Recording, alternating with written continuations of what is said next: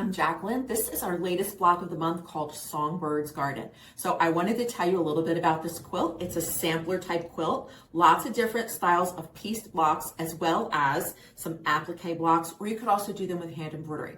So what I really wanted to talk about is our VIP workshop. If you love video tutorials for learning how to do piecing or techniques like machine applique or hand embroidery, you're gonna love our VIP workshop because I'm gonna walk you through making this quilt step by step.